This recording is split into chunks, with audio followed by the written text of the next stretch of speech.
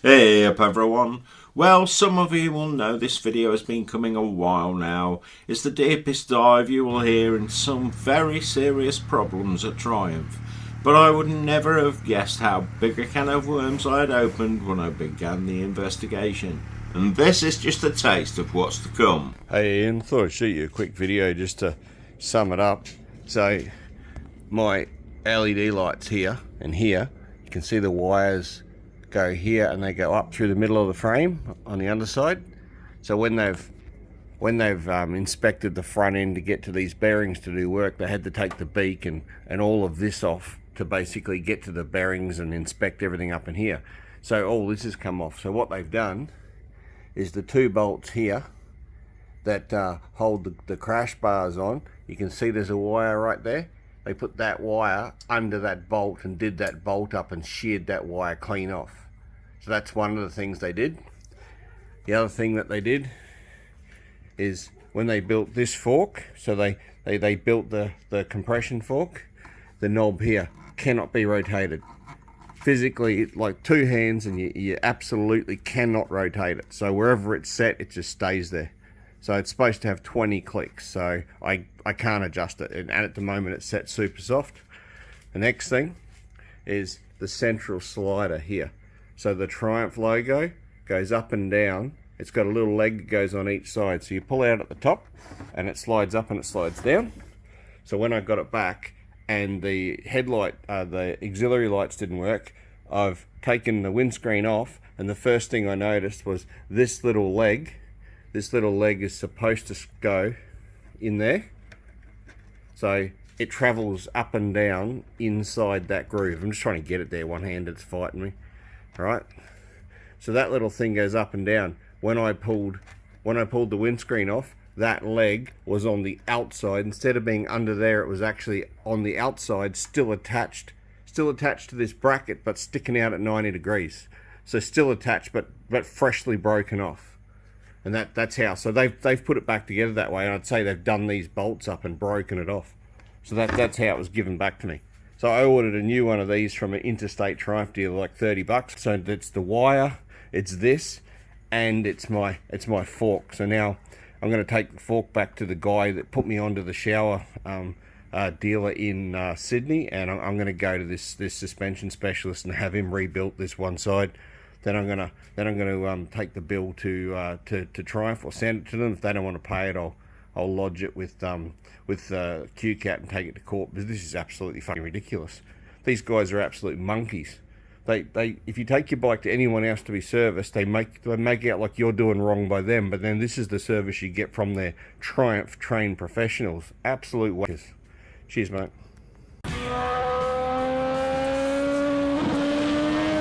It's taken over 6 months to verify and follow the truth of all of this, so it's a long video. It became a major investigation into what were ridiculous problems.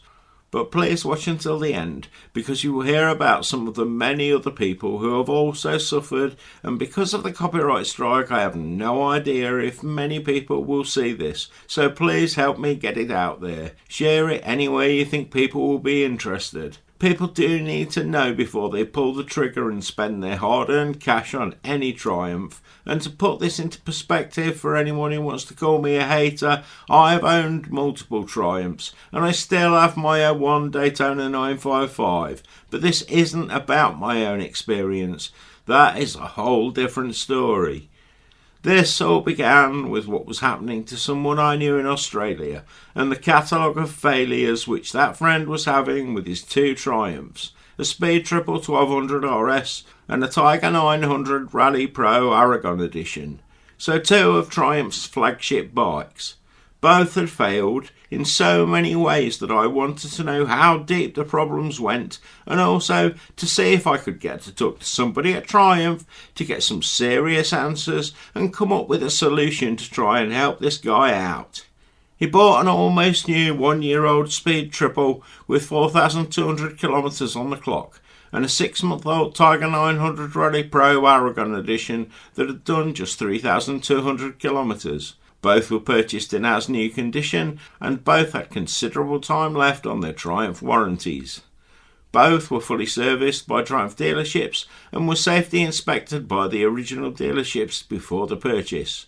Yet problem after problem not only happened, but at every stage the warranty was brought into question or parts weren't available. There was always some reason, or you could say excuse, that meant problems were never sorted out in a timely manner and many were never sorted at all. But before I go on, I have to say a big thank you for all the support, and especially to the BAREBONESMC family on the Ko-fi page, and to all the people who have bought one or more t-shirts, sweatshirts, mugs and other merch. You are the people who help keep this all going. Why not visit the website or the Redbubble shop to see what we have? There's something for everyone. You get all the blogs on the website if you fancy a read, and you can find more videos in the Ko-fi group and on the Rumble channel, as well as on the backup channel here. But for now, maybe just fill your flask, because this is a long one. Back to this problem, because the story was never straightforward. After the quick shifter video, which I will link at the end, I got so many other people contact me with different problems it became apparent that something very seriously wrong was happening at Triumph. Some of you may have seen that I linked a video from Flat Cap Cafe Racer in the States on the community tab. This went into detail about not only the problems he had, but the atrocious waiting times for both parts and repairs. So I had to look beyond the two bikes I had started with, but I have to start with the terrible situation which those two bikes have ended up in. And let us remember some things before I start. Triumph are good at words and expert marketeers. They say on their UK website, as you can see in the slide, that their promise to customers includes that dealers will always use genuine Triumph parts and accessories, will keep you informed, will install new software updates, complete any safety recall checks, and that work will be done by Triumph trained technicians, and the Triumph performance lubricants will always be used. Triumph Australia had a few words of their own, with the addition of transparent service pricing, motorcycle health checks, regular status updates, service while you wait, and alternative transport when needed. They continue with, "We are here to help, contact us," and a dedicated customer support team are on hand to help you with any questions you may have. It provided an email address saying, "We aim to respond to all queries within 2 working days." Also, the Customer Rights Act 2015, as quoted on Triumph UK's website, reads, "Goods must be as described, fit for purpose and of satisfactory quality during the expected lifespan of the product," which they don't clarify, and that your legal rights entitle you to the following. A. Up to 30 days if your goods are faulty, then you can get an immediate refund. Up to 6 months. If your goods can't be repaired or replaced, then you are entitled to a full refund in most cases. C. Up to 6 years. If your goods do not last a reasonable length of time, you may be entitled to some money back. In one recent email, I got a headline which I want you to remember. Experience more. Discover new Triumph offers. The email went on to say, experience the perfect blend of performance, heritage and British engineering with a new Triumph. Whether you're drawn to the classic lines of the Bonneville or the commanding presence of a Tiger, there's never been a better time to make one your own. And that every Triumph is a statement of style, innovation and pure riding pleasure. Remember all of that marketing bullshit when you hear about some of the actual real-life experiences that follow. As I said, this began with a message from a guy who had 2 Triumphs, both almost new. He had had some issues, which to me were quite major, and I reached out to see if I could try and help by talking directly to Triumph here in the UK to make sure that they actually knew what was happening with this particular Australian customer. The first bike involved was a 2022 Speed Triple RS, so this is an expensive bike by most people's standards, and certainly not what most people would consider cheap throwaway rubbish.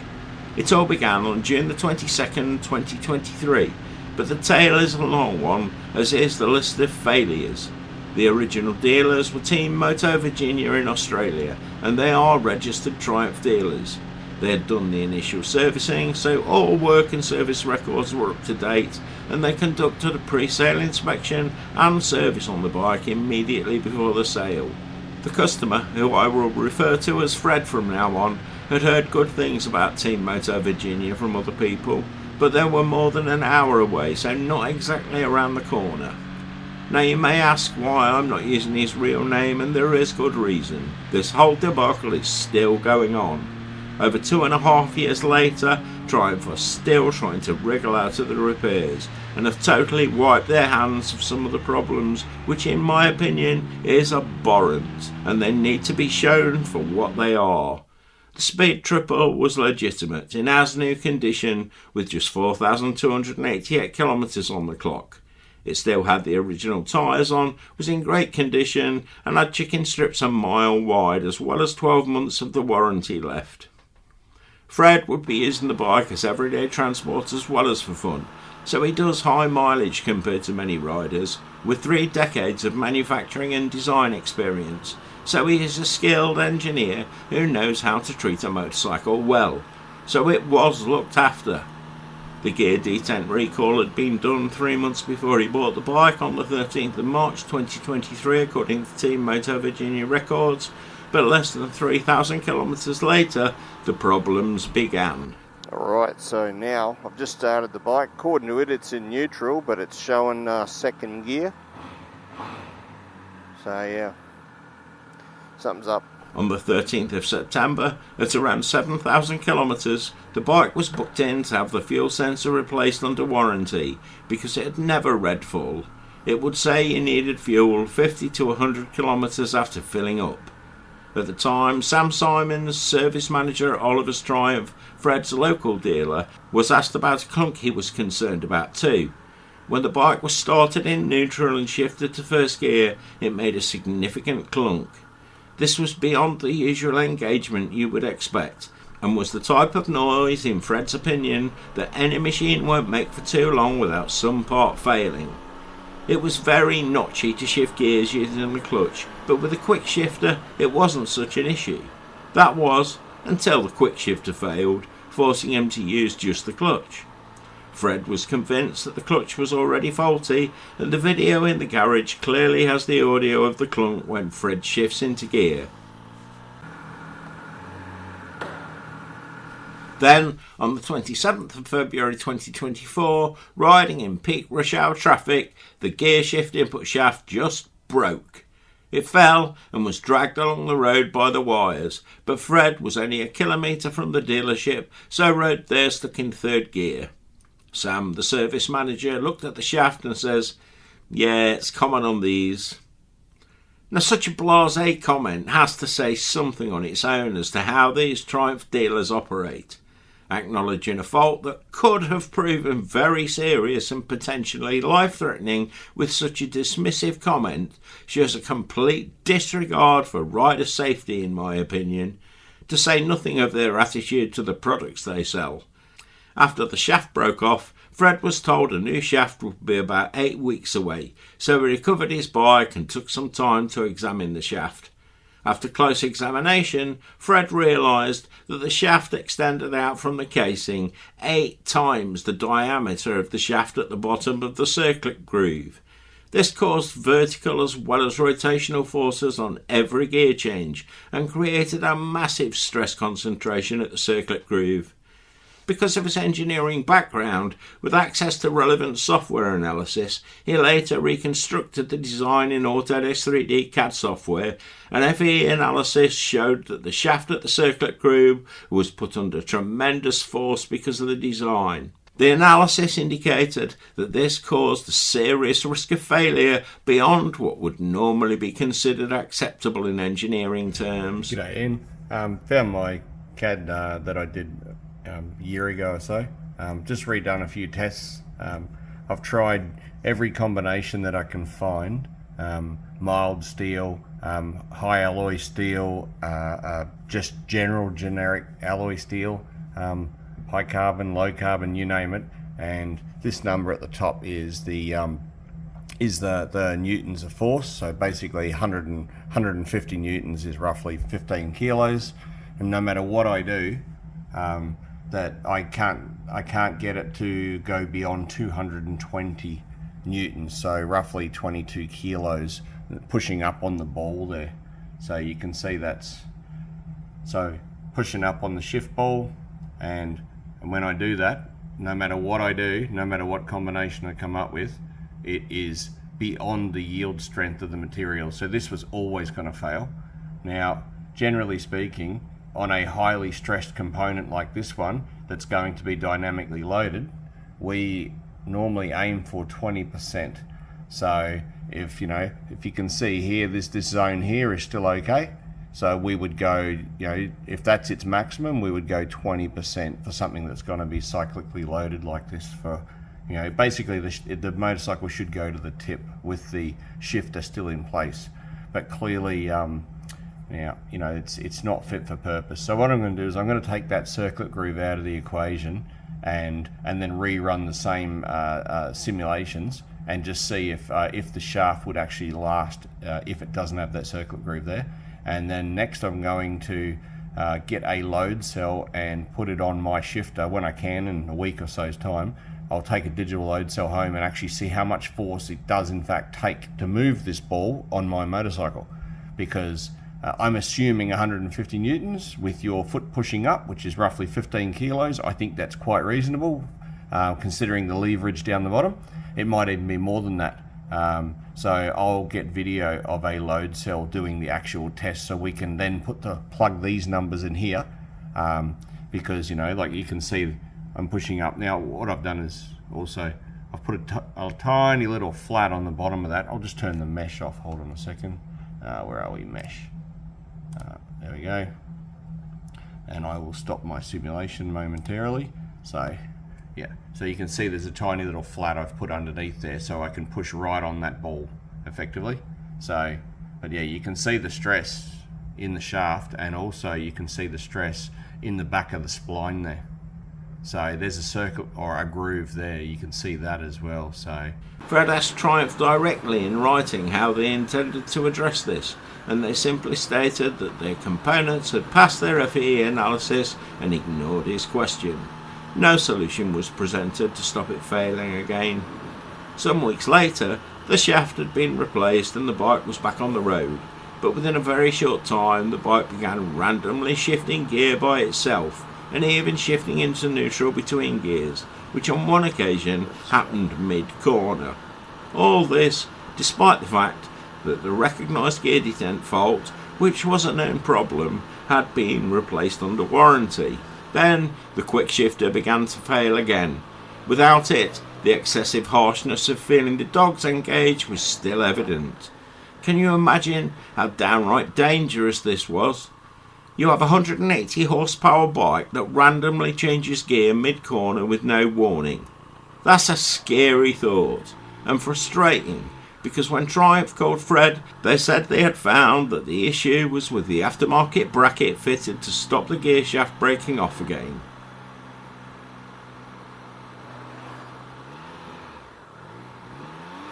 Fuck me dead. This is dangerous now. Just automatically shifting out of gear by itself while I'm riding along. No touching of shift levers, just shifts out of gear.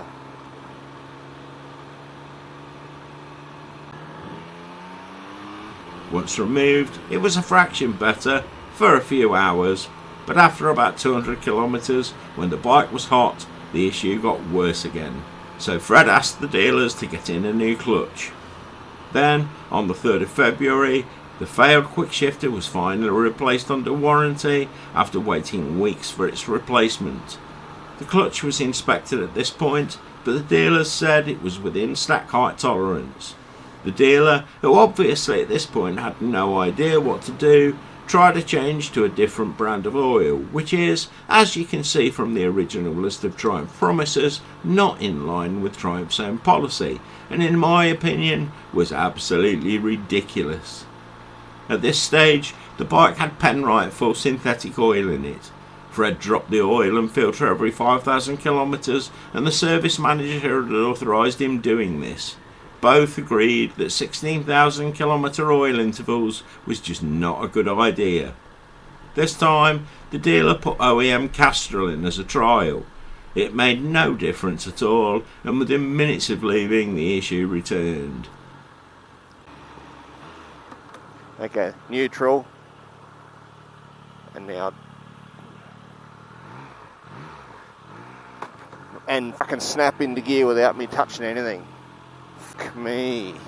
This is crazy.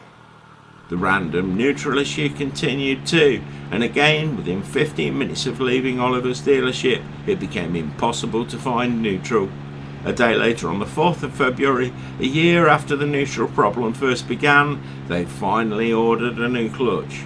Then, on the 25th of February, while still waiting for the new clutch to arrive, the engine failed completely, with around 26,000 kilometres on the clock.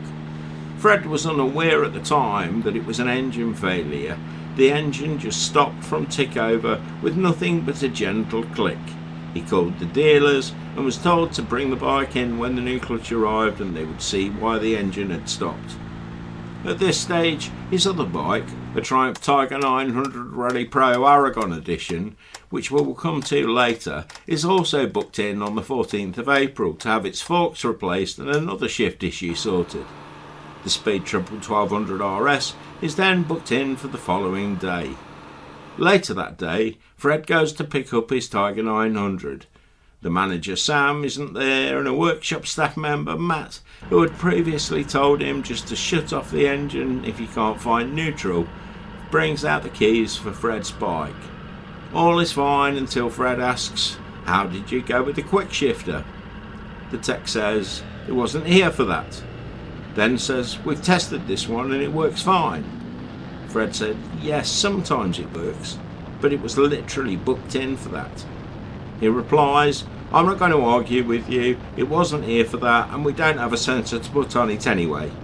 Fred tries to show him the email from the manager confirming it would be done, but he has refused to even look at it and starts talking about the shift linkage being the cause.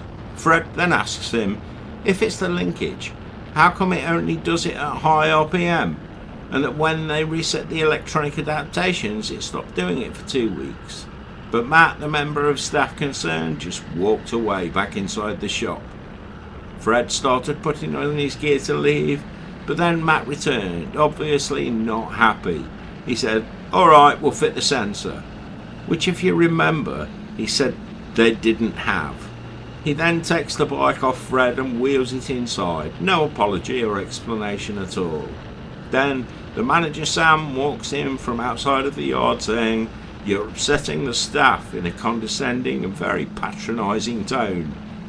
Fred was trying to remain respectful as he needed the bikes repaired and he didn't want to jeopardise that, so he'd been very careful about what he said and how he said it.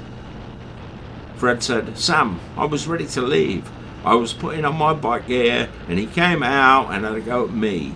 Then he just took the bike back in." Sam, the manager, then says, "Only you were having any trouble with these bikes and that perhaps Fred shouldn't bring his Tiger there anymore." Here, may I remind you, over a year previously, on February 2024, he had said, "Yeah, it's common on these," about the exact fault. But apparently he didn't remember that. But I guess it's hard to keep track when you spout so much rubbish. Fred didn't say that and he tried to stay calm. But next was the suspension, and Fred reminded him that an independent suspension specialist said that his forks were the worst they had ever seen on a new bike, and that another shower workshop had seen a number of Tiger 900 cases identical to his in the workshop, and that his other bike, the Speed Triple 1200, was booked in there the very next morning. That all seemed to change his attitude. There was some other talk about the shifter on the Tiger, and Fred reminded him that the issue stopped when he reset adaptations, to which the manager replied, "Okay, I'll grant you that. That's a fair point." Anyway, back to the Speed Triple. The day after all of the fuss, on the 15th of April, the Speed Triple was traded to the dealership to have the clutch fitted, and to cover his back, Fred took 2 witnesses with him this time. At this time, Fred was still unaware of any engine issues, just that the bike had simply stopped. When he entered the manager's office to deliver the keys, Sam, the manager, said, "Morning, are you here for round 2? Fred replies, "Can we please not go there, Sam?" and just delivers the keys and tells him, "I'll wait to hear from you, thanks," and leaves. Later that day, the manager Sam calls Fred, saying, "We can't turn the motor over. It turns about 90 degrees each way and then locks up, but leave it with us." Fred thanks him for the call.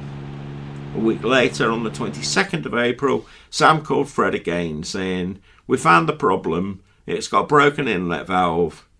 He says, "It obviously happened at idle, as we can only see one dent in the piston." Fred asks where we go from here, and Sam replies, "I forwarded the images of the broken valve to Triumph, and their position basically is it's out of warranty now, so not their problem." The manager continues saying, "You need to come and pick up your bike because we don't have the resources or the manpower to repair it." Reluctantly, he agreed to pick it up with the trailer and set off. The bike was recovered, and again he took 2 witnesses with him to cover his back. Then he discovered that not only does he now have a dead engine, but that they haven't fixed the clutch as was scheduled and covered by the warranty. So the neutral issue was still not sorted, and the bike had stickers saying no oil, no gasket, the battery had been disconnected, but to avoid arguments, Fred left with no other real option and trailered the bike home. Remember, the clutch repair was to solve its neutral selection issue that had been a problem for about 10,000 kilometres. This started long before it ran out of warranty, and it had all been well documented, as you have heard already, and agreed that the work would be covered by the warranty. Triumph had removed the clutch previously and confirmed the stack height was within tolerance, so in reality none of this was wear related. At this point, Fred thinks it's probably a plate that's warped, but whatever the cause, it wasn't replaced as had been agreed. Fred then contacted the Office of Fair Trade. Their position was that the neutral selector issue was not fixed inside the warranty period, so the warranty should still stand. The fact the engine failed before the dealer could fix the issue makes the problem the manufacturer's problem. The Office of Fair Trade contacted Oliver's, who just say they no longer want Fred's business and Triumph can't force them to take his bike. The Office of Fair Trade say that Triumph claim they have not been directly asked to fix the bike and state that I must take it to another dealer to give them the opportunity to fix it. The next dealer Fred approaches declines to take the speed triple in writing because it had been worked on by another dealer, so Fred emails Triumph UK, who refer it back to Triumph Australia. Triumph Australia still claim they have not been asked to do the repair, even after being made aware that 2 dealers had refused to look at the bike, so officially Triumph now considered the matter closed. A few days later, Fred decided to submit the case to the Office of Fair Trade, and on the 17th of May, Andrew Buckley called Fred from the OFT and said he would look into it, and Fred emailed him a pile of evidence on the 19th. On the 10th of June, Triumph reply claiming they have not been asked to fix the bike, and the Office of Fair Trade suggest I seek legal advice to go to the Queensland Civil and Administrative Tribunal. At this point, on the 13th of June, with one bike left in a state where it won't turn over and serious doubts about the other, Fred approaches the manager at another Triumph dealership at Springwood, and initially the conversation seems to go well. Then, on the 19th of June, Fred calls and gets a different manager, Ethan. They discuss the problems for about 48 minutes, and Ethan agrees to send Fred an email he can respond to, but the email never arrives. Fred calls and asks for his contact details again on 2 separate occasions, but he doesn't get them. On the 1st of July, the Office of Fair Trade suggests that Fred submits the problems with his bike using the dealer's digital booking system. Fred reminds them that he has already done this once, but he tries again. Just a few hours later, Triumph reject the work by email. Remember, the owner's manual clearly states maintenance should be carried out by an authorised dealer to ensure the motorcycle has a long, safe and trouble-free life. The manual also claims Triumph strive for superior reliability and safety, but as you can see, this certainly wasn't Fred's experience, and as you will hear later, there are many other people suffering similar problems. Finally, on the 31st of August, Fred reached a point where he felt he had no choice but to pull the engine out himself and do the work in his own workshop at home. It's only then that the full extent of the damage really came to light. He finds the cam damage, which you can see in the pictures for the first time. One cam lobe has been decimated, although the rest appeared fine. Fred sees what appears to be evidence of a lean fuel mixture on one cylinder and rich running on the third cylinder on the opposite side. Now, bear in mind the bike wasn't tuned. It had the original headers, cap, breadbox muffler and air filter. The only mods to the engine were slip-on mufflers that had been purchased and fitted by the original Triumph dealer, and this is shown in the receipts. The bike had been fully serviced by Triumph, but they obviously thought a remap wasn't necessary for the slip-on silencers, which is another ridiculous decision. The service intervals were 16,000 kilometres and 32,000 kilometres for the major service, but in addition, every 5,000 kilometres the oil was changed using Penrite fully synthetic oil. This was agreed, as mentioned earlier, with the service manager, who had agreed that 16,000 kilometre intervals was just too long.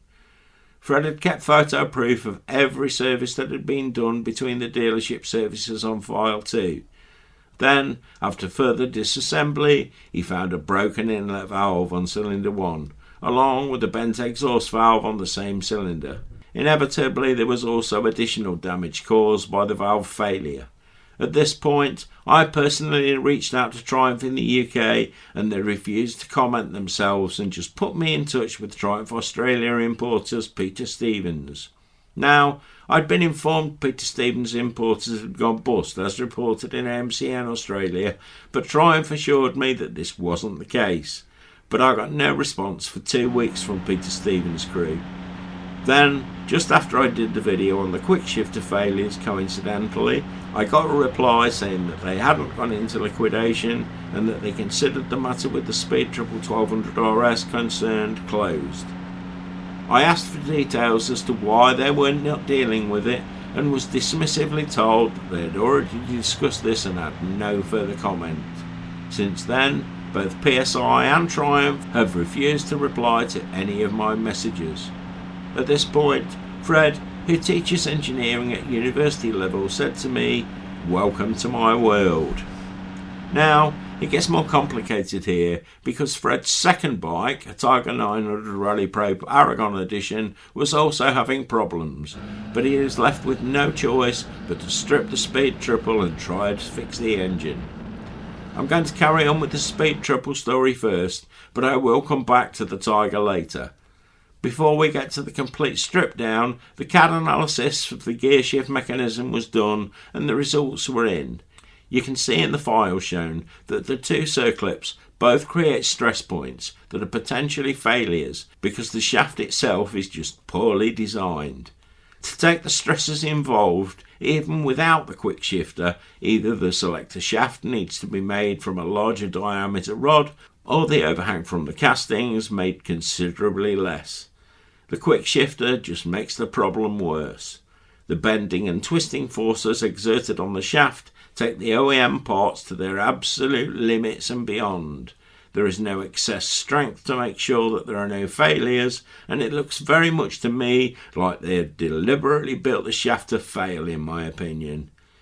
It is just strong enough on most bikes that don't do high miles to outlast the warranty, but beyond that, it is a crapshoot. Alright, so this is with the circlip groove put back in.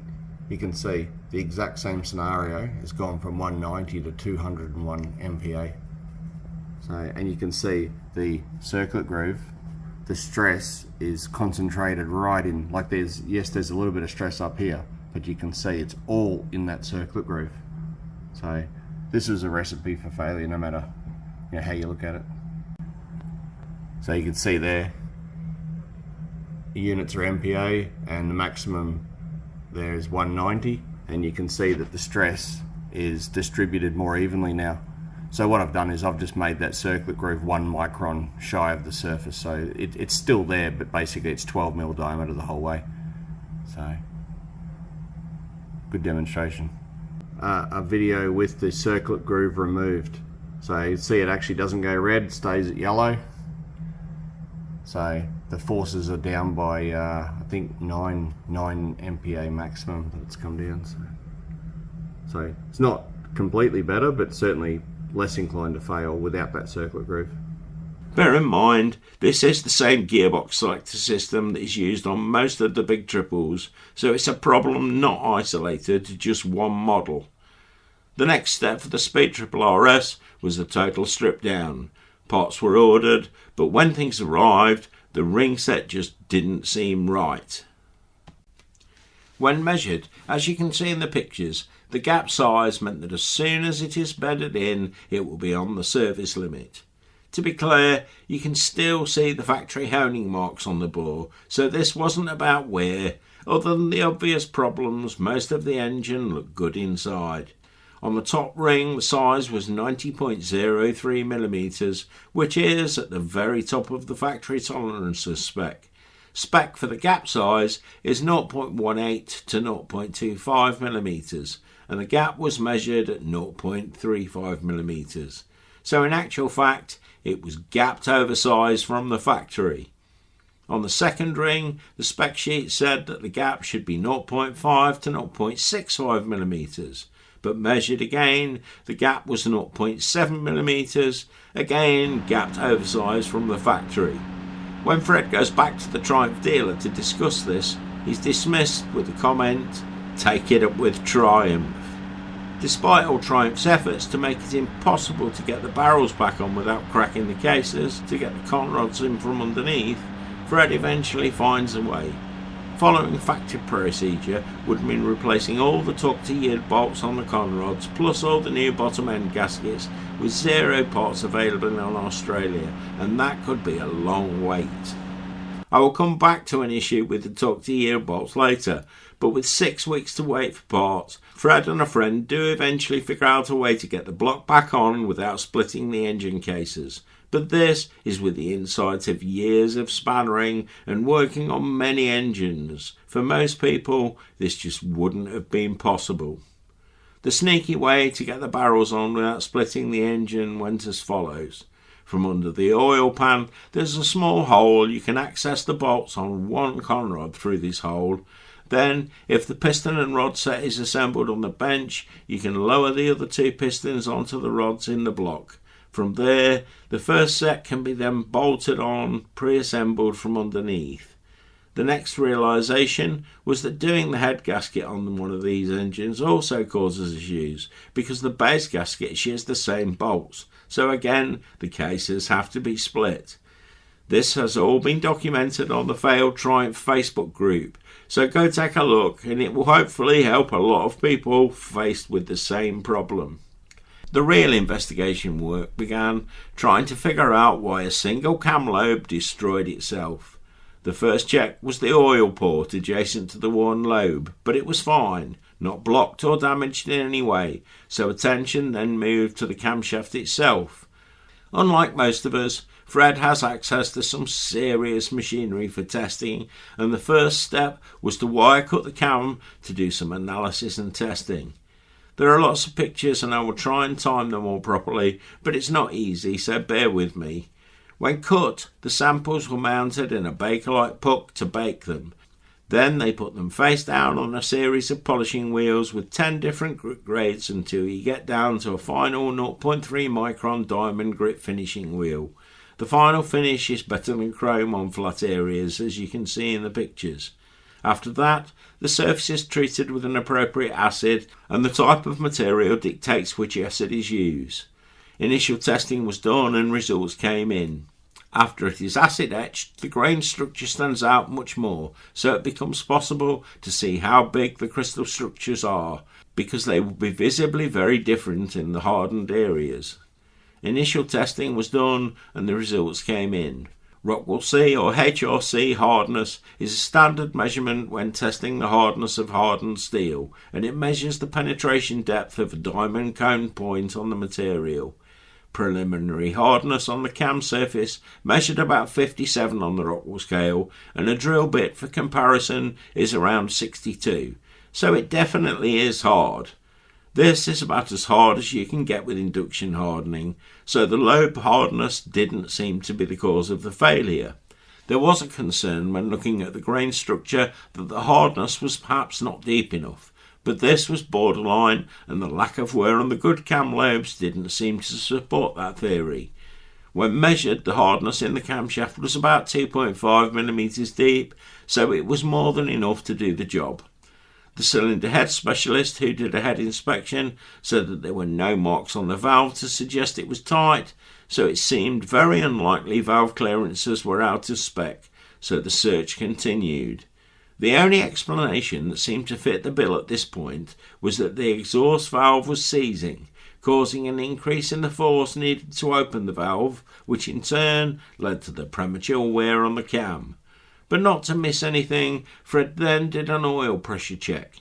He machined up some custom fittings to do the measuring accurately, and again, oil pressure was good and within spec.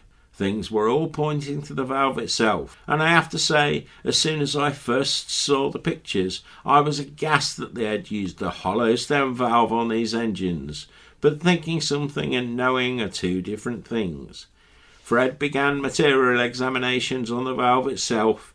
What he found was almost certainly the root cause of all the problems.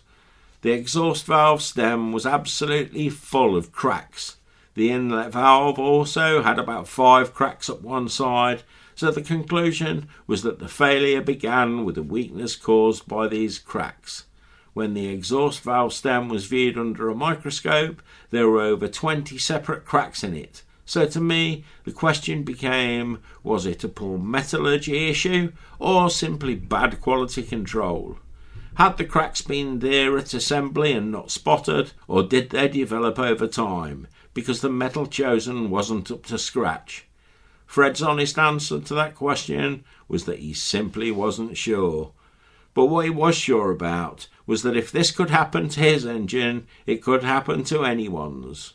The engine had a very easy life. It really worked hard, and more than 99% of his riding was commuting back and forward to work.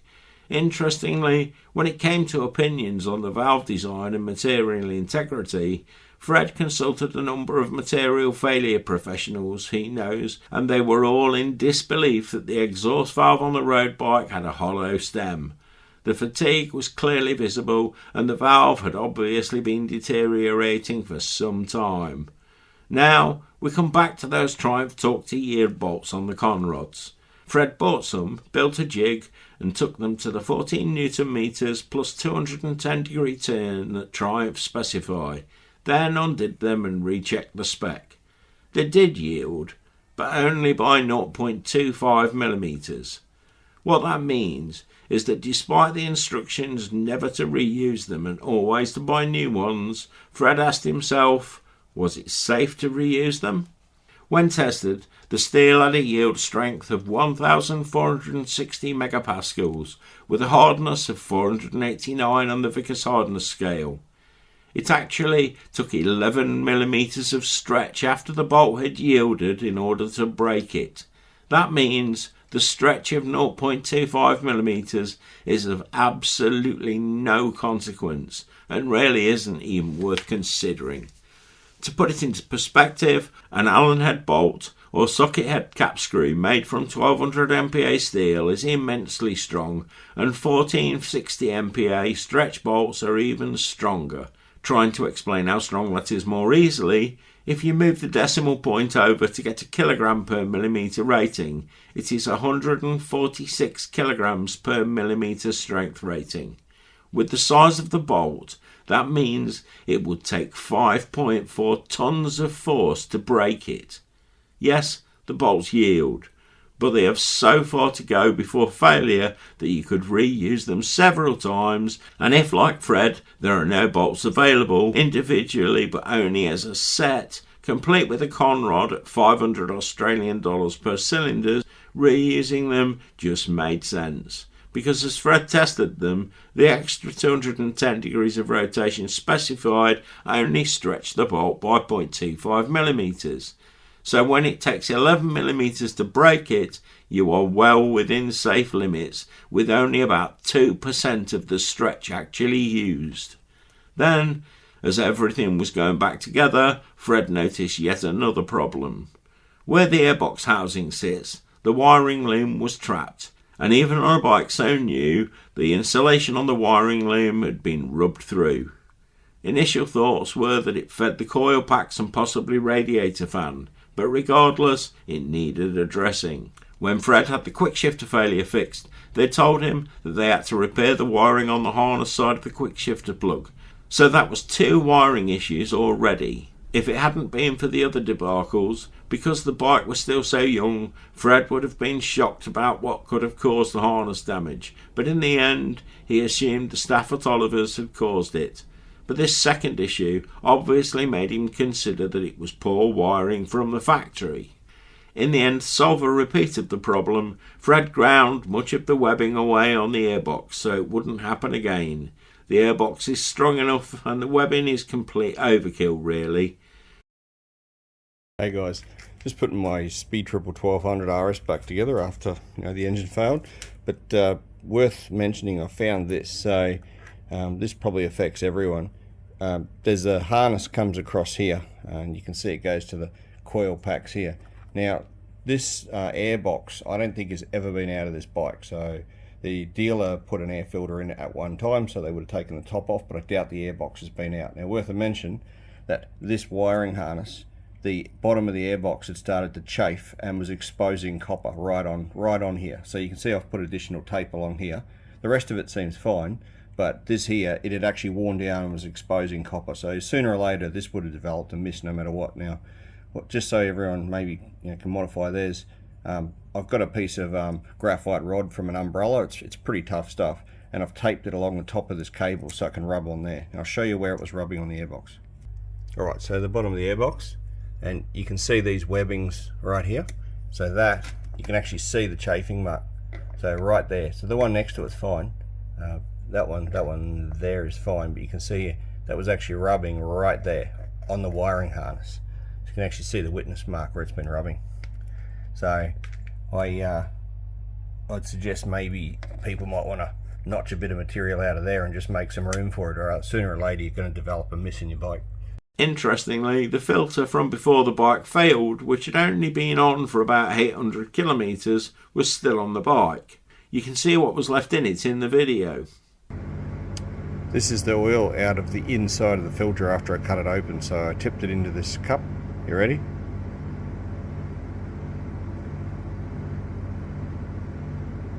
Just look at how much metal is in that. Now that's just some of it. There was a shitload more in there that came out, so I think it did a lot of the wearing in the last maybe a couple of 100 kilometres by the looks of it. So much metal in there. The engine was flushed, just hoping all the inevitable debris stayed in the filters, and as far as Fred could see, it hadn't caused any damage. Fred happened to be visiting his local suspension expert, an old school specialist Fred described as a great guy. His workshop was just 200 metres from the Triumph dealership, and he just said, in all seriousness, the staff at that dealer's shouldn't be fixing toasters, let alone motorbikes. And that, I'm afraid, is my own experience with Triumph techs. Some of the Triumph dealership staff I've known have been beyond useless. The only really good one I knew had the franchise taken off him. Anyway, back to Fred's Speed Triple, because despite the engine being rebuilt, there were still issues with the gear change and clutch. On closer examination, Fred finally found what he is now sure is the source of the problem. The torque-assisted clutch has a spring clamping plate in the clutch housing, and it simply had too much clearance, allowing the clutch springs to move outward at high RPM due to the centrifugal force. Over the time, the springs had worn the top side of the pressure plate as it rotated into position. The springs hold the clutch in the clamp state of the torque assist mechanism, and this is why there was always a problem getting it into neutral. And as you will see from comments on many posts on various Triumph Facebook groups, This is a range-wide problem that is just passed off by dealers as one of those Triumph things. They're just like that. Initially, 5 minutes with WD and a Dremel and the issue was improved, but it would take some thought to solve completely. Bear in mind here that although the Triumph trained professionals couldn't find or fix the fault, it took Fred less than 2 hours to find the problem and work out a fix. Fred machined up some spacers as an experiment, and so far it appears to have finally solved the problem once and for all. There is about 5mm of clearance on the stock springs, as you can see in the pictures. It allows the springs to move outward when the clutch is spinning, and is yet another example of either engineering incompetence, poor quality control, or built-in problems. The two faces of the pressure plate ramp into each other, and the more torque that it is asked to deal with, the more it tightens, which is good in one way on a 180 horsepower engine, but not so good when the basic mechanism doesn't work right. Video to further clear up this issue with the Speed Triple 1200 clutch. So we got in and cleaned these areas here where the spring wears. Now that's only been ridden on 4 times, so 2 trips to and from work, so 4 rides of probably 30 minutes, and you can see those springs are already going to work on those surfaces there. Now the cause, this is the plate that goes in the middle, it goes this way. You'll see these springs don't fit in that way, so it's not like the springs upside down. There's the original witnesses from the bolts. It has 3 of these bolts that go in there. Right, so that guy sits on top of here like that, and these springs go down inside these slots like that. Now what happens is when you first put it together, you can push those springs inwards like that, and you've got a beautiful clutch. Feels absolutely perfect. But then, because of the amount of clearance in this washer, as the torque gets applied, this actually rotates, and you can see there's a ramp just there and there's another one there. Those ramps, they engage here. So as the power comes on, this thing actually screws in and applies even more force, hence what they call a torque assist clutch. And what's happening on these is, as this is spinning, the centrifugal force is pushing outwards on this. Now the other end of this spring sits down in there, and there's like a little metal, for lack of a better term, there's a little C-clip down there, and the spring sits against it. So at that end, when it's got force applied, this thing rotates, and the other end the spring doesn't have to move. But at the top, this is actually held central to the inside of the clutch, because it's bolted to this. So the top half of this is held while the bottom half is moving. So what's happening is the spring is rocking like that, and hence why it wears more at the top than at the bottom. You'll see the marks there. Right? Now the culprit is this. In Triumph's wisdom, this is 13mm diameter, and the inside of this spring is 15.6. So I'm going to put that on there, and you have a look down the inside. I'll try and get some light in there, but look how much that moves. That's the culprit right there. So when you first put it together, you can push these springs inwards, and it is absolutely perfect. Now they're not worn, that's just how they are, right? So you can see here that when you first put it together, we pushed that inwards, and the clutch is absolutely perfect, like any other bike. And I rode it to work 30 minutes, just riding sedately, and it was fine. Now, the first time you get up it, and it gets up in high RPM, the centrifugal force throws that outwards, like that. As soon as that throws outwards, it then rubs on the side of these. And once it's rubbing on the side of these, it then tries to limit this thing. So once the torque gets applied and that ramps into position, the friction of all 3 of these pushing hard against the outside tries to stop that coming back. And that's why these bikes are so hard to get into neutral. I'd say that this has always been an issue since these were new. There's no way that, I mean, if it's done that much wear just in, 2 hours of riding, even the bikes given to journalists or whatever, I'd say we're already starting this process, because there's a number of journalists saying they could never get these into neutral way back when these were brand new. But anyway, I'm going to make some spacers up that sit on here that actually align this to this, so it physically can't move outwards. And over the Christmas break, I'll do some riding and see if that solves the problem for good. Cheers, bye. When we spoke last, The running period was underway on the newly repaired Speed Triple, and after 3 heat cycles to give it plenty of opportunity to spit any fluids or lube out after the build, the riding began again. Luckily for Fred, as the Trident 660 they had given him as a loan bike for the time the Tiger was in the workshop was just not to his liking at all. Having said that, on this occasion he was finally given the promised courtesy bike. So now we come to the tale of the Tiger, and don't forget, this is the Tiger 900 Rally Aragon Edition, so another top-of-the-range limited edition bike. This story began in December 2023. The bike was still under warranty with full service history at licensed dealers. Mileage was at 26,000 kilometres. The last service, including a valve inspection, was at 19,200 kilometres, with oil and filters changed again 4,200 kilometres after that. At this point, the bike had 2 years unlimited kilometres warranty left. The Tiger again had only minor mods, a rear luggage plate, panniers, 2 additional USB charging sockets and a GPS, nothing performance related. A high-grade unifilter air filter had been installed because of the local dusty conditions, and the filter was maintained at approximately 4 times the OEM specification for the paper air filter. The bike did have an adjustable lower shift lever though, and that allowed the distance between the footpick and shift lug to be increased by 30mm to allow for Fred's thick-soled adventure boots, but that was fitted pre-sale and covered by the initial checks. The bike also had the same gear shift input shaft support fitted to the Speed Triple in order to try and stop the gearbox selector shaft breaking. Fred hadn't actually fitted any of these, they were fitted before point of sale and so were included with the bike as purchase, and in this case should have been covered by the 2-year warranty. As the selector shaft had snapped on Fred's 1200 RS, the selector shaft support was a welcome bonus. Apart from these items, the bike was completely stock, no aftermarket exhaust and no tuning. The issues first started less than a year later in 2024. The first issue was when Fred noticed considerable play in the shower forks while fitting a new front tyre at around 7,000 kilometres.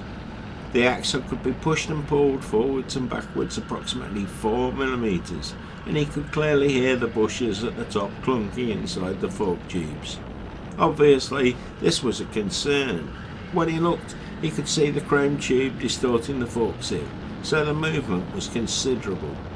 On his first visit to the dealer who sold the bike, Oliver's Triumph, the service manager was away for the day, but the owner of the company was at his desk and Fred asked him to take a quick look.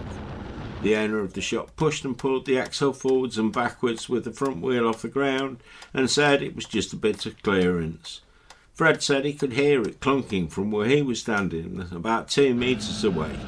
The shop owner didn't seem too concerned, and at that point Fred already had worries about how the interaction was going to go.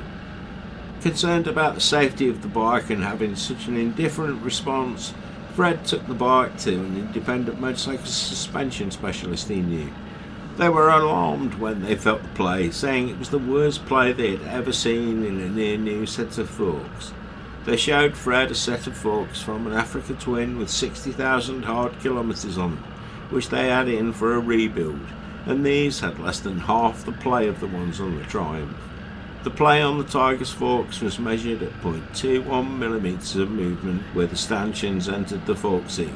So on the 12th of December 2024, the suspension specialist gave Fred the details for his shower contact in Sydney. The shower specialist confirmed in writing that the maximum allowable movement in a shower fork was 0.04 to 0.05mm measured where the stanchion leaves the seal. Fred told him that his had 4 times the amount of play, but that the Triumph dealer was saying that it was perfectly fine.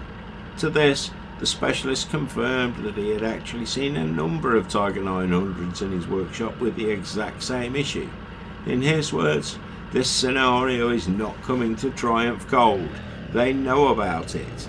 In late January 2025, Fred went back to the dealers with this information. They agreed to pull the forks apart, but only took photos. They said they took no measurements, then said that there was nothing wrong. No substantial wear was discovered. How no wear could be found when no measurements were taken is another baffling one to me, but maybe they're psychic. At this point, Fred chose to take it up with Triumph directly, sending them the email from the shower agent stating that what they as the manufacturers said was the acceptable movement. Only then did Triumph confirm that they would replace the forks, but there were again no parts in stock at either the distributors or dealers. Then came the shift issue. This first appeared at high throttle positions and only when shifting into third gear. At lower revs, Fred could ride around for a month and it would work fine. If he rolled on in first gear up to half revs it was okay, but if he took the power up to more than 60% it would shift to second fine. Then, on multiple occasions, it would simply refuse to shift into third. After doing this 3 times in less than 2 weeks, and at other times refusing to shift into third at all, the dealer agreed to look at both of the issues. While the Triumph dealer looked at the forks again, they reset the electronics for the adaptations, and the shift issue went away for 2 or 3 weeks, but then it slowly returned again. Fred informed them that the problem had returned, and the service manager said in writing, "It's the quick shifter shift sensor," and that he had started a case with Triumph and would have one there for when the new forks arrived. The front fork claim had now been accepted and they were due to be replaced, but they were awaiting parts. Then the real trouble began. Having dropped the bike off in the morning to have the forks and quick shifter changed as agreed earlier in writing, Fred went to pick the bike up that afternoon. All was going smoothly, a normal pleasant experience, but the service manager was away. The guy who had previously told Fred to simply shut the speed triple 1200 RS off at the lights if he couldn't find neutral came out to serve Fred, but things were normal. He walked Fred out to the bike saying, "All done, we've just taken the forks out of the box and installed them. You'll have to set them up to your preferred settings though," which wasn't a problem. Then Fred asked, "How did you go with the quick shifter?" He said, "It wasn't here for that." Fred's heart sank again, and he said, "Sorry, it was." The employee continued, "I'm not going to argue with you. We don't have a sensor here anyway." Fred said, "It was confirmed in writing with the service manager. Can I show you the email?" The member of staff completely refused to look at the email, then started talking about the adjustable shift lever being the cause of the problem. Fred asks, "If that's the cause, how come it only does it at high throttle positions and only in third gear?" Then he added that the adjustable shift lever had been on there when they reset the electronics for the digital adaptations the last time it was in, and the issue went away for 2 to 3 weeks. Continuing, Fred said, "How about I remove it? But I'm quite certain if I change the shifter back, the issue will still be the same." The member of staff said nothing and simply turned away and walked back inside the shop. Fred thinks at this point that everything is over and begins to get ready to leave, seeing no solution. He starts putting his riding gear on and was just about to throw his leg over the bike when the same employee returns, noticeably agitated, saying, "Fine, we'll put another shifter on it." He grabs the bike and rolls it into the workshop despite having said earlier, "We don't have a sensor here anyway." If this sounds familiar, remember something very similar happened with the Speed Triple 1200 RS. Fred is just left standing there with his gear on, ready to leave. The staff member doesn't ask, he just wheels the bike away. Fred stands there totally bewildered. He turns and sees the service manager walking towards him, and then the manager proceeds to have a go at Fred again for stirring up his staff. Fred said, "I was leaving. It was your staff member who was the one who was unprofessional. He refused to even look at your email stating the work's to be done." Then the service manager says, "Other people don't have these issues with their bikes, it's just you." And then says, "As far as he is concerned, there's nothing wrong with the forks." Fred reminds him that they were inspected by an independent specialist and that the manufacturer's shower had confirmed that they were not within spec. Fred also reminds him that the last time he reset the digital adaptation settings, that the shift issue immediately stopped for at least 2 weeks, adding, "So how could it be the adjustable shift lever?" The service manager said, "Yeah, that's a valid point," then told Fred not to bring his Tiger 900 to them anymore. At this point, as I said earlier, Fred reminds him that the Speed Triple 1200 RS is booked in for the following day. The manager says, "Oh, yeah, I'd forgotten about that." Fred left, absolutely sure, after all of this, that he was never going to use this business again. He removed the shifter immediately when he got home, test rode the bike, but as he had suspected, it made absolutely no difference. Because of the complete bullshit at the second Triumph dealer, Fred chose to take his Tiger 900 to an independent motorcycle mechanic for its 20,000 kilometre valve inspection. The report stated no problems, no adjustment needed, all gaps within spec. However, 3,700 kilometres later, Fred noticed the light tick, down low on the left side of the engine at the front. It only appears when hot, never when cold, and it's not on the timing chain side of the motor, which some people have had. Looking at the engine diagrams and listening, it appeared that the sound was coming from the area around the balancer shaft, and Fred's first thought was maybe it's the balancer shaft bearings.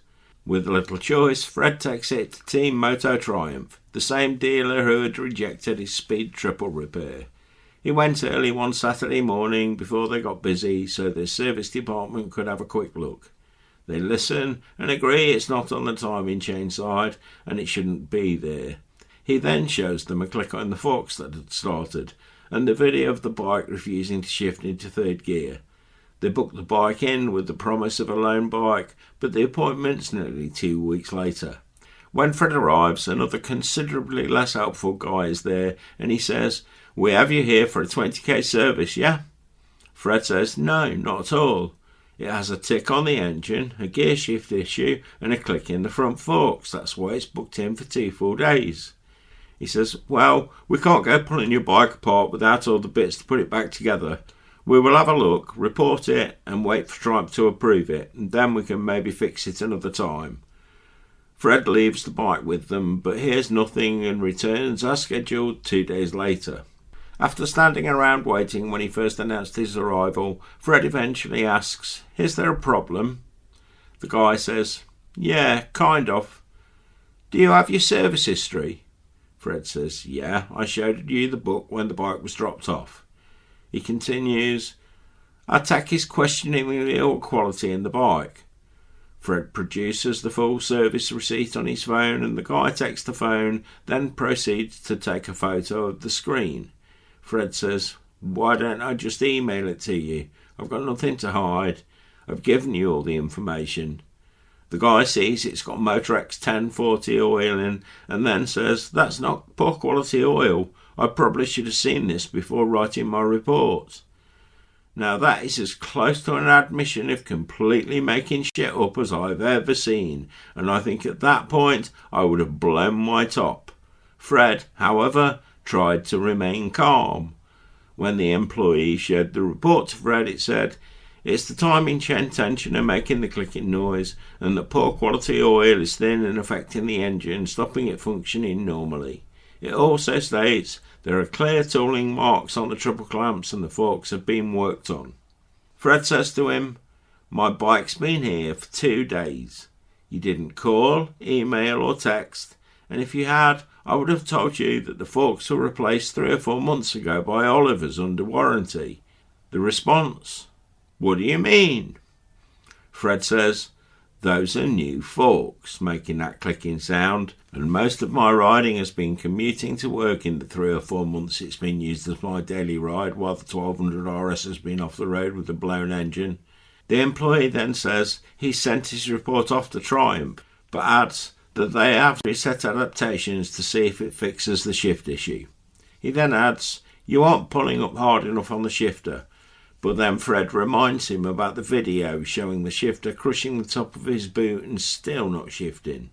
After reading the report, Fred feels like he is deliberately being thrown under the bus. At no point did anyone at the dealers contact Fred to try and clarify any of these details contained in the report before it was sent. He felt that despite discussing it all with the guy who was there when he first booked the bike in, that the details in the report portrayed him in a very bad light, and that if the dealership had contacted him at any point, Fred could have supplied all the details and not had to stand there for half an hour defending himself against a report that had already been sent to Triumph anyway, and then trying to correct statements in it that were blatantly wrong. Because remember, the report had already gone to Triumph at this point. Yet again, Fred left another Triumph dealership thinking it was just a disgraceful service. After he left, he made it just 5 kilometres down the road before the shift issues started again. 3 failed attempts to shift yet again. He pulled over and emailed the service department from the side of the road, but never got a response. Despite his own thoughts on the matter, in an attempt to solve any idea that the oil could be at fault, he got the engine oil changed at 4,100 kilometres from the last service, this time using a Penrite 1040 fully synthetic oil. But as expected, there was no improvement to the engine tick. After no correspondence for a week and a half, he called the dealer again and left another detailed message with a different member of staff because he is told the service manager is busy. More time passes, the tick is getting louder, and now it's also there when the bike is cold. Eventually, another 2.5 weeks later, he speaks with the store manager on the phone. Then, 2 days later, goes into the store again asking why no one has been in touch again. He's told that the service manager was told to contact him, but had obviously failed to. Fred gets no further trying to discuss the details about what will be done about the increasing number of problems that still haven't been solved, and after 5 weeks and 4 days of silence on the 23rd of September, Fred resorted to a mass email, contacting the store and copying Triumph After Sales Service UK, the Office of Fair Trade and 3 media companies into the email. After quoting Australian consumer law, he asks if they intend to honour his warranty. Then, finally, the dealer's email seems to start working again, and they respond saying they will rebuild the near-new forks and will order parts for the gearbox to try and troubleshoot it. But there is no mention of the engine tick in their response. He thanks them for the email and reminds them that resetting adaptations made the shift issue worse this time, and asks if they think there could be an electrical element to the problem. When asked if they intend to explore the engine tick and if they will honour Triumph's promise to provide alternative transport as this is his primary transport and his other Triumph has a failed engine, he gets no response. 8 weeks after the bike first went in, no work had been done. He had not even been able to book it in for the work. The engine tick was getting worse, and as it was now summer it had got hotter. It reached the point where Fred thought, when it comes to Triumph, you can't complain about the service, because there isn't any. The warranty ends on the 1st of December, and needing things in writing after so many broken promises, Fred sends another email to try and find a solution. It goes to the service manager Ethan saying, perhaps ordering an entire new gear train might accelerate the repair as best practice here. Fred even offered to pay for the restocking fee of any unused components if he needed to get things moving. Fred continued, I think that an element of this shift issue is an electrical fault. 95% of the shifting faults have been with the quick shifter, even after a new quick shifter was fitted. It's not affecting engine power, and the problem only happens in the higher throttle positions. It has never happened below 30% throttle. Regarding the engine tick, he says, I imagine there will be further detailed discussions after the engine inspection is conducted to find the source of the engine tick. But please be aware of the comments made at our dealership previously. The Motorex semi-synthetic oil was removed at 4,000 kilometres and it was replaced with Penrite fully synthetic in an attempt to solve the problem. It didn't solve the issue. Instead, I would suggest it got steadily worse over the following weeks. To preempt other excuses, he continued, for the record, both of the oils used exceed the specification required in the Triumph Owner's Manual, and that The tick started approximately 2,900 kilometres after the previous major service, where the valves were found to be within manufacturer's specifications and that no adjustment was made at the time. Fred, desperate to cover his own back, also made it clear that if the outcome from the engine tick inspection revealed that he played any part in the issue, he would require clear evidence of that. And he'd like clear images or video with no ambiguity, and he'd require the statement in writing. At this point he added that if he was shown to be at fault, he would be happy to pay the repair, but if he is paying the bill, he will require any and all failed components from the repair to be returned, as they will be his property. The response said, "The plan is as follows regarding your bike, Fred. Triumph has approved us to rebuild the clicking forks by replacing the internals. While the bike is here, we are going to inspect your gear selector mechanism and shift drum in depth. From here we will flag any problem parts found to Triumph so that they can look at approving further repairs." They continued, "There will be some parts required to repair the bike. Some are already on the way, others will need to be ordered as they are identified. I don't control the production of these parts nor the location from where they come, but I will do my best to get them here in a realistic time. If you'd like to, then you can leave your bike with me while I wait for your fault components to arrive. This may be better due to how unpleased you are with it. This allows me to get straight into the repair as soon as the parts arrive and begin the engine investigation regarding the gearshift problems too." Now, this is where I got to before Dakar, and I got so depressed hearing this tale of woe I was hoping for some better news. But sadly, it got worse. On the 900 Rally Pro, PSI, the Triumph importers, were now claiming that they'd never been informed about any of the 3 separate issues on Fred's bike. Then they said the dealer only told them about the forks. They also said that the parts for the forks were delivered to the dealer on the 28th of October, but Fred hadn't been contacted by the dealer since then. So you have dealers blaming the distributor and the distributor blaming the dealers, and both effectively accusing each other of lying. But try and put yourself in this position. There were 3 verbal conversations and 3 separate emails sent detailing all 3 individual issues, yet PSI still claimed complete ignorance on them all. So Fred contacted the Office of Fair Trading again to challenge Triumph. He detailed the report sent from the service manager to the Office of Fair Trading, saying their tech had seen Fred's bike jump out of gear, knew it had fork issues, and that an engine tick had been reported. All 3 issues were well documented, and Fred's conclusion was that they were simply utterly immoral people. And remember, at this point, Fred had been waiting since August the 15th for the Rally Pro repair, and Triumph was saying that the dealers had at least some of the parts needed. But bear in mind also that everyone knew that the warranty was due to run out at the beginning of December. At this point, the Office of Fair Trading began to lean on PSI, the importers, and miraculously the dealer now contacted Fred, saying that they wanted the bike in as soon as possible to do the work. So exactly 3 months after it was in there for 2 full days of inspection, now they want to start looking at the gearshift issue and the engine tick. The only parts they had ordered were to rebuild the new forks, so assuming they actually found the other issues, there would be another inevitable wait for new parts, and that would begin all over again. And remember, that warranty ran out on the 1st of December.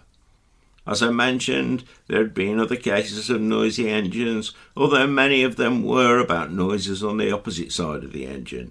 However, as it happens, one day, out riding, Fred's brother met a guy with a 900 that also had a tick that he described as exactly the same as Fred's. In the end, that issue was tracked down and described as a valve issue. Triumph replaced the head, and sure enough, the noise went away. So again, this wasn't an unknown issue, and this is part of the problem. Triumph consistently ignore known issues and simply hope that too many people don't challenge them until the bikes are out of warranty. That way, they can be blamed on previous owners. When the Tiger did go into the dealers, at least Fred finally got a courtesy bike this time. But as I said before, the Trident 660 simply got put away after 2 days because the Speed Triple 1200 RS was finally up and running again. Thanks in no way to Triumph, I might add. When the Tiger was dropped off at the dealers, they said very little. Fred described it as all feeling very uncomfortable. One employee pulled out the paperwork and said he couldn't believe how many notes there were. Then he saw a note saying manager only to handle this matter and went quiet.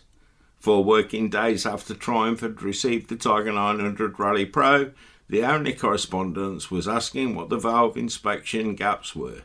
Other than that, nothing. In the end, 2.5 weeks later, with no communication, when Fred called, he was told they'd found it had a split throttle body seal. Not an obvious source of the noise, but possible, I guess. What it could mean, though, is that when riding in such a dusty environment, there was the potential for one of the cylinders to have suffered dirt ingress. Now we know already how much KTM liked that excuse to wriggle out of responsibility, but the hope was that Triumph wouldn't try and use the same tactics. The bike had the fork rebuild done, but some of the clicking was still there, and with regard to the ticking from the engine, there was still no news of a repair schedule.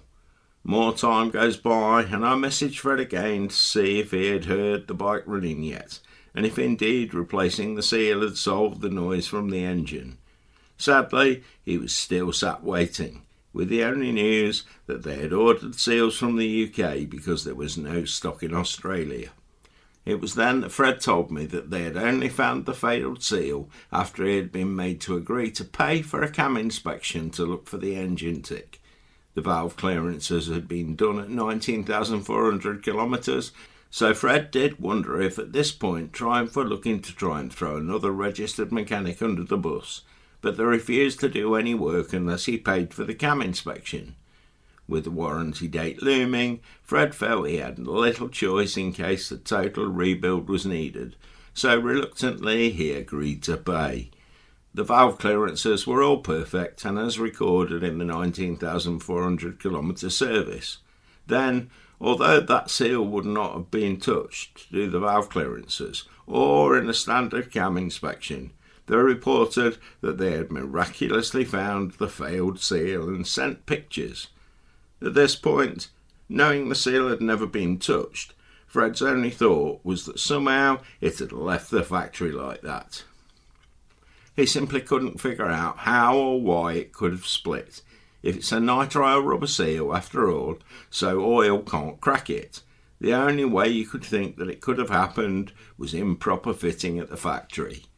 At this point, no allegations were made, and Fred's question was simply would he be made to pay or not for the seal, but also the head strip and the consequent work. Time was still ticking away on the warranty, and after 6 weeks in the dealership, Fred asked again for a finish date for the works on his Tiger 900 Rally. It was only then that Triumph dropped the bomb and blamed the delamination of the seal on the independent service centre who did the valve check. At no time before this had they pointed the finger, but now they were officially blaming them in writing. They then said finally if Fred wasn't happy to come and pick the bike up. Despite all of the questions, at this point Fred still wasn't sure if they had done any of the warranty work at all. So altogether, Fred had waited 9 weeks for them to even reply to the first report of the 3 separate problems he was having, then another 6 weeks for them not only to blame it on somebody else, but also to charge him for the work that was never really needed. So a total of 15 weeks waiting for them to refuse to replace a cheap seal that had almost certainly been fitted wrong from the factory. And of course, by now, the 1st of December had passed and any warranty had officially expired. On closer inspection, when he saw the bike, there was no evidence of abnormal compression on the seal. In his opinion, there wasn't even a way to apply the force needed to cause the seal to fail on the bike. It was simply down to a poorly made or badly fitted seal.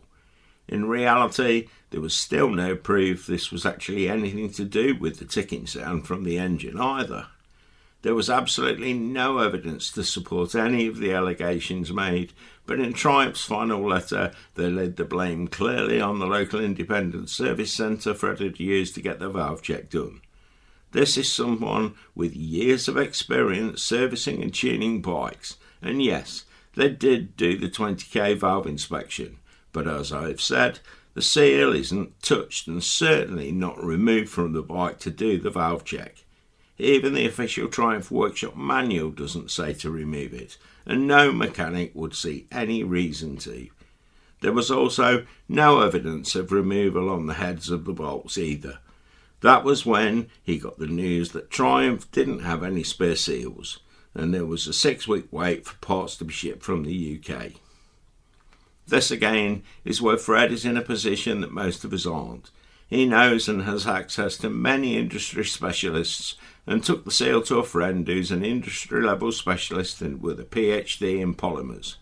He examined the seal and described Triumph's position as truly laughable, saying, "As a mechanic, you can't cause a nitrile or butyl rubber seal to absorb engine oil." Because there were no seals in stock globally, the bike remained at the dealers for more than 8 weeks in the end. Fred missed the entire Christmas holiday period, which is peak riding time in Australia, and he had to cancel multiple planned trips. Then the news came that Triumph was saying that the parts would now not arrive until the 3rd of March 2026. This is a part used on multiple models, and they are listed on the sites of several dealers, yet Triumph themselves said they couldn't get them for over 3 months. So if anyone else needs a throttle body transition seal for a Tiger 900, Street Triple or others, you may be in for a wait. Interestingly, only one failed, not all 3. So there was an impasse, with Fred left with yet another Triumph Lemon and a job to do that he should never have to do, still not knowing what has or hasn't been done to his bike, and still waiting for parts. After he got the bike back, straight away he got an idea of the quality of the work that had been done. After turning on the fog lights, the dash lit up with a fault code. On inspection, he found that when the engine bars had been reinstalled, they had trapped the wire to the fog lights under the mounting lug, damaging the loom and shorting the system to earth, causing the fault code. The next problem he found was a broken central windscreen runner. Then came the real doozy. Those top-of-the-range front forks that had been rebuilt again after already being replaced once would simply not adjust. And remember, in the employee's words, they are set to factory spec and will need adjusting to suit your riding. So they had taken a brand new pair of forks that were clicking and obviously faulty, but working, rebuilt them and managed to do it so wrong that they made things worse. What a service. Hey guys, just thought I'd shoot a little video about my nightmare involving Triumph. So this bike's had a few issues. So you may know this had an issue with a shift, and it had a suspension issue here where they had to rebuild this fork after both forks were replaced. So early, March, April last year, they put 2 new forks in, and 3 or 4 months later there was a clicking in the front end, and they deemed that this fork had too much play in it. So just so we're clear, this fork had only been off-road a handful of times, and the rest of its time had been just me riding to work. So they said there was too much play in this fork causing the clicking, so they had to rebuild it. So it went in there to be rebuilt and into basically to be for them to examine it first. So it was in there for 2 whole days. Then I got 9 weeks of silence, and then the Office of Fair Trade basically got onto them saying, "Hey, you're burning up his warranty, what the hell's going on?" And then they offered to come pick my bike up. So then it's gone into their dealership, and they had to put a kit in here and rebuild this front fork, this compression fork. And they also were supposed to look at shift issue, and also supposed to look at there's a tick in the engine on the opposite side. So the tick's still there. The shift issue does appear to be a little bit better, but the fork here, that's where it gets interesting. So I'll take you on my journey since I picked the bike up. So I was in there 9 weeks of them ghosting me, and then 8 weeks it was actually in the dealer. So when I went to pick it up, check this out. So these guys have done one of these bolts up here on the crash bar, because I imagine they had the whole front end out. They've done one of these bolts up here, shearing my wire off to my auxiliary lights. So I picked it up in the morning, rode it home, and when it went dark, I turned the lights on, threw an error code, and I find one of these wires done up right under this bolt and just sheared right through the wires. And that pissed me off, I'm not gonna lie. So anyway, so I thought I'm not gonna return it to these monkeys. I thought I'll fix this myself one way or another. So we start going for have a look and see what the problem is, and I'm told by Triumph that they've got the polarity wrong on the two plugs that are up inside here. So I go to undo this to see what's going on, and you'll see the central slider here. As I undo the screws here to take that off, what do I find? I find the leg for the central slider is bent at 90 degrees. So I'm just going to lift this up. So this leg normally runs up and down in there. I find this leg is actually on the wrong side of that groove. It's outside and broken, still connected, but broken almost all the way through. So I find that's broken. I thought, okay, I'm going to forgive them for that. Ordered a new one of these from Interstate. It'll come when it gets here. So I thought, you know what, it's not the end of the world. I can solve the issue with the wires. I can desolder it, or heat shrink and whatever, and I can always get another one of these for 33 bucks. And then what do I find? The first time I go for a ride and I go to adjust the fork that they've rebuilt, and this clicker is absolutely rock solid. Like 2 hands cannot turn that sucker. So that's when I lost my shit. So I emailed the dealership and I said to them, this is how it's going to be. I'm going to take it to Graham from Suspension Improvements, seeing as you guys have done this, and this, and you're supposed to be Triumph trained technicians. This is at Team Moto at Springwood or Underwood. So anyway, he's going to get this one from me. I'm going to give it to him. He's going to rebuild this, solve whatever issues in there, and I'm going to send the bill to Triumph. If they don't want to pay it, I'll take it to QCAT. So, but these are your Triumph trained professionals. So nothing like service. So cheers. The rest, my friends, will have to be a story for another day. With time short and parts delivery stretching into months on anything, the rebuild may take a long while. But as you have heard, this is a complete failure by Triumph, PSI, the Australian importers, and the 2 Triumph dealers that were involved in the servicing and warranty work on these 2 flagship bikes. This reinforces what many have experienced. Flat Cap Racer in the USA had a 15-month wait for parts, and this is mirrored by the experiences of many others. There is also a couple in the UK who both had the same Tiger 900s. His was more rattly than hers, to say the least, and when asked to look at it, Triumph just said simply, don't worry, they do that. Is that okay for a company who market themselves as a high-end brand? Triumph, PSI and the various dealers had so many chances to put an end to this sorry tale, it is ridiculous. Why did they fail? I will let you decide that. But that is just the tip of the iceberg. I will leave links to the 2 videos I've talked about in the description below. The list of people asking for solutions to genuine problems with Triumph is astonishing, and the number of videos about long waits on parts and poor service from Triumph dealers just keeps getting longer. Marcus Berry had problems on a Rocket 3 Storm, another range-stopping bike. He had a valve seal go with just 1,500 miles on the clock. Triumph said they were replacing the head under warranty, but the bike had been at the dealers for over 4 weeks with no communication. So he began to ask questions about if it was more than a seal. Then he got a message that they had to order the stretch bolts from the USA as the UK was out of stock. They said they didn't want to rush the job to make sure it was as good as the new, and the cylinder head bolts are tucked-heel bolts as we've discussed earlier. So they are supposedly single-use items, and as the Rocket 3 has a longitudinally mounted engine, this would all definitely be an engine out exercise to remove the head.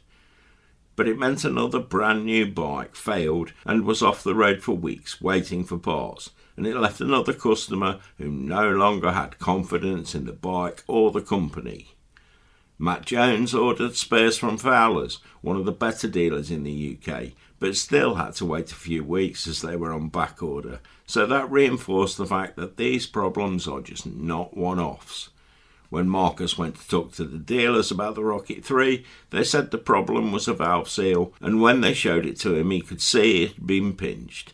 The service manager said that Triumph had sent a complete replacement head. However, he was told the piston sleeves needed to be removed when they refitted the head, which seems bonkers to me. And all this on a range-topping £25,000 bike that had done just 1,500 miles.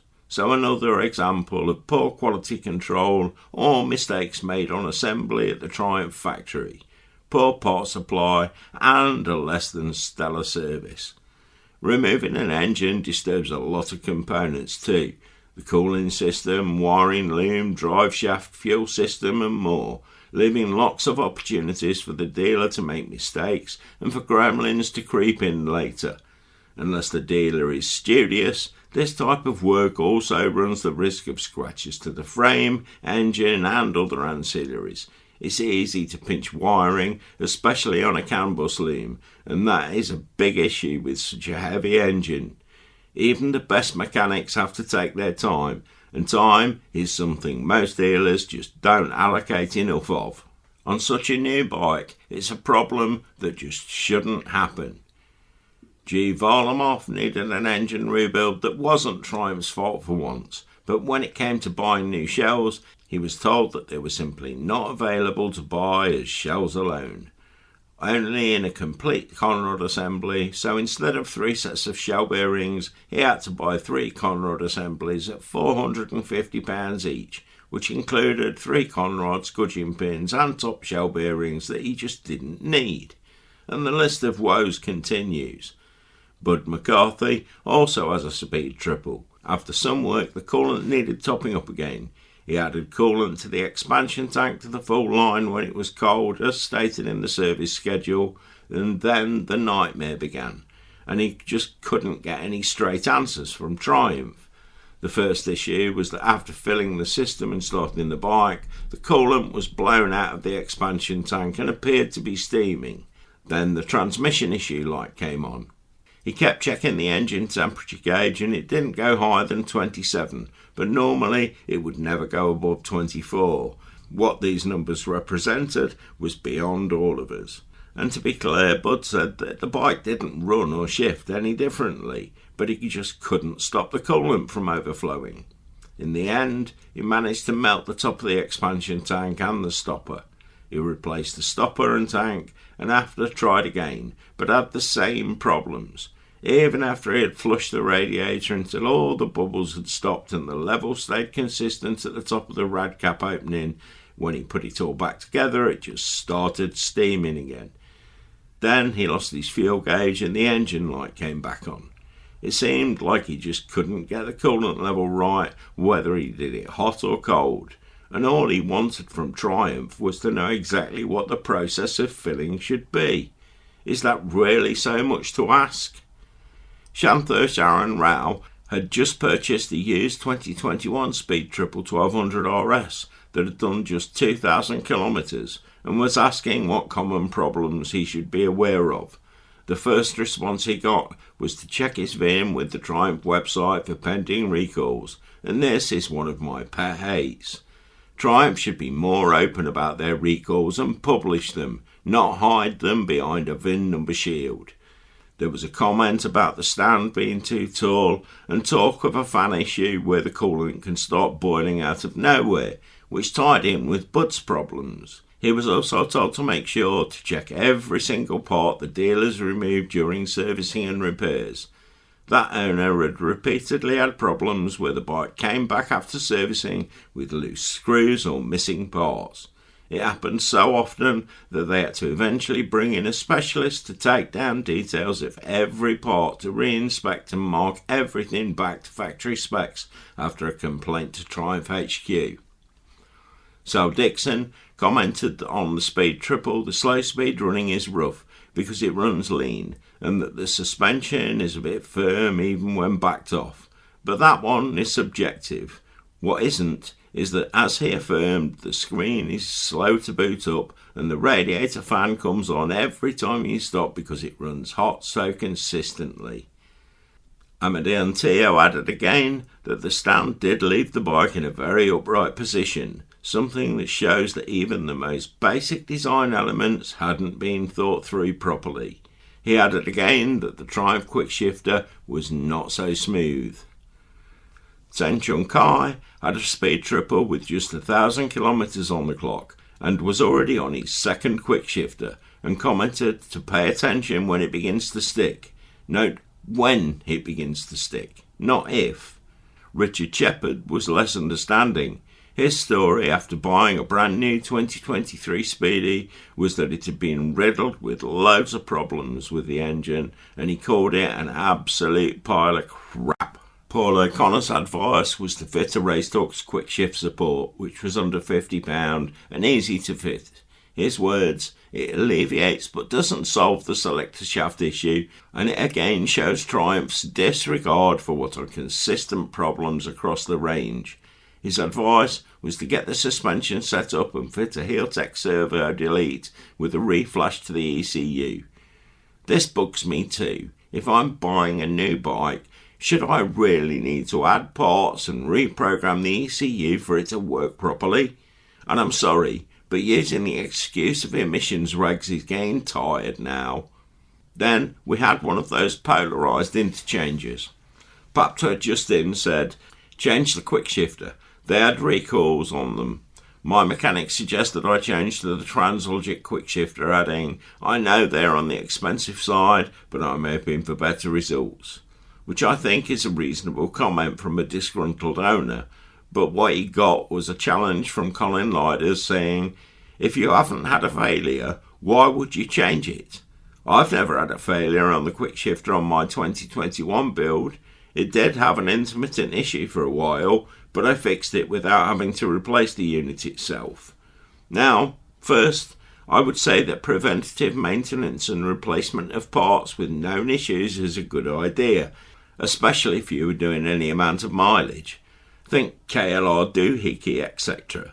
But then you get the comment saying, I've never had a failure on the quick shifter on my 2021 build. It did have an intermittent issue for a while, etc. Now, just think about that. At least start a new sentence before you contradict yourself, were my thoughts. I've never had a failure and it did have an intermittent fault are two totally contradictory statements. Or when did an intermittent fault become not a failure?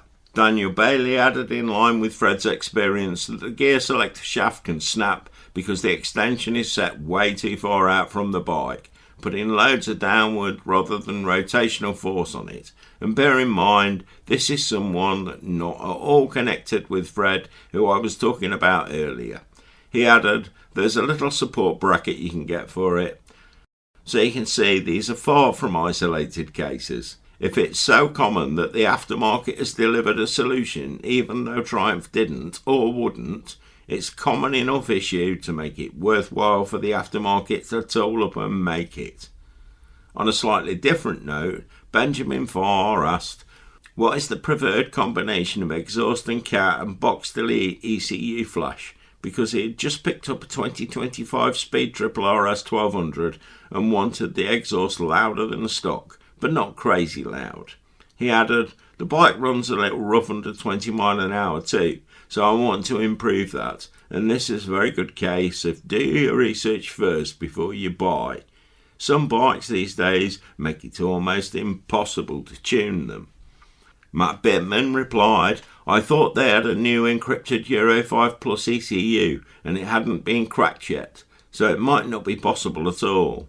Dave Keatley added, the rough running lower down on mine was improved when the chain was changed. It had only done 600 miles, but it was a rusty mess. So we have yet again another example of quality components. Will Buckley's answer was more positive in some ways, but showed another weak point, talking about the flat spot that just shouldn't be there on a 1200cc triple.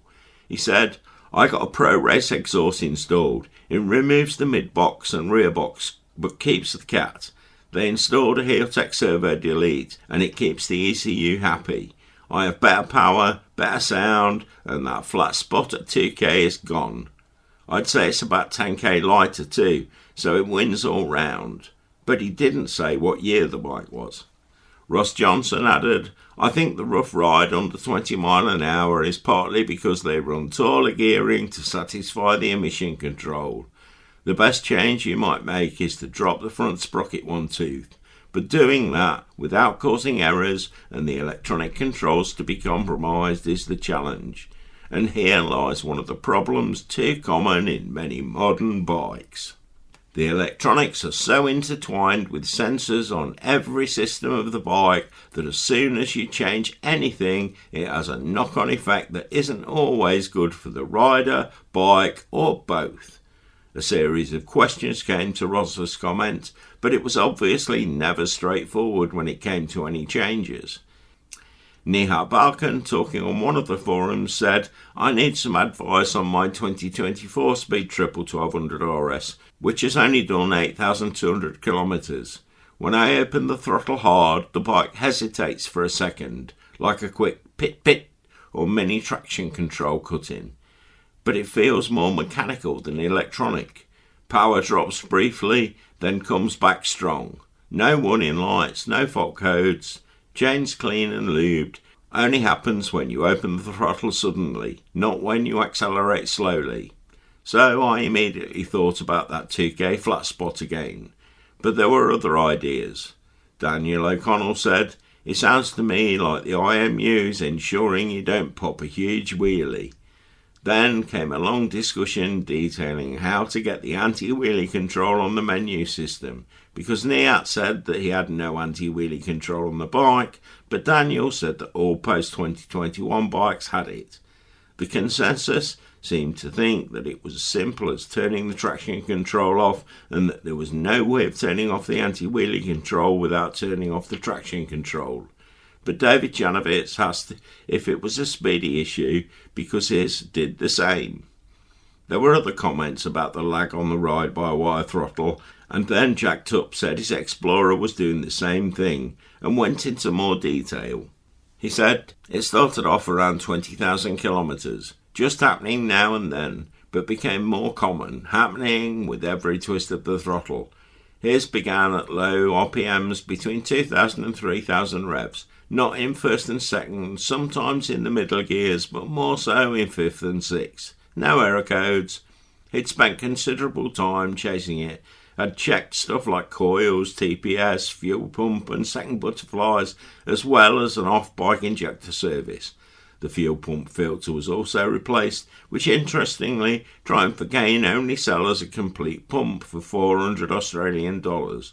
But you can buy 12 of the oil filters for $40 Australian dollars from China, and it's exactly the same part. In the end, after having the tank on and off 5 or 6 times, he put new plugs in, and for about 3,000 kilometres, all seemed fine. Then came the but, because the same problem came back. Not every time, but at least a few times on every ride. He also said that trying to get code information and indeed any information out of Triumph for his bike had been impossible. Because the problem went away for a little while after changing the plugs, it could be that, but if so, the question becomes, why did the new plugs only last 3,000 kilometres? If it was a resistance issue, what could change the plug's resistance in such a short time? The coils could have an issue, but the specs he did get hold of checked outright, and unless he can get confirmation of the exact coil specs from Triumph, he can only work on the specs he has. And here again is another crux of the matter. Triumph would rather just sell you a new coil pack than give you the specs. Nihat was still having problems and getting nowhere. Everything tested the same with the traction control turned off, and in a quick chat with one of the techs in a very busy service department was told, that's not the plugs, and it's a serious issue, you need to book it in. So another wait began. Do you see a pattern? Bikes off the road or compromised running, waiting for parts, or a very slow idea of service times and diagnostics, and a full attitude to anyone who has the audacity to want to work on their own bike themselves. Next, at the service, Nihat was told if the problem was caused by the spark plugs, the rev counter would fluctuate at idle, and you'd also hear a slight abnormal noise.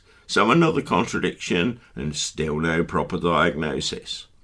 Alex John Deeds asked for advice because he was looking at a 2022 1200 RS with 2,500 miles on the clock. He asked, please list any issues you've come across during your ownership, including recalls and everything in between, along with common issues. Any advice or heads up would be much appreciated. It's my first Triumph. Previous bikes, a 2013 Hornet 600 and a 2021 MT-09.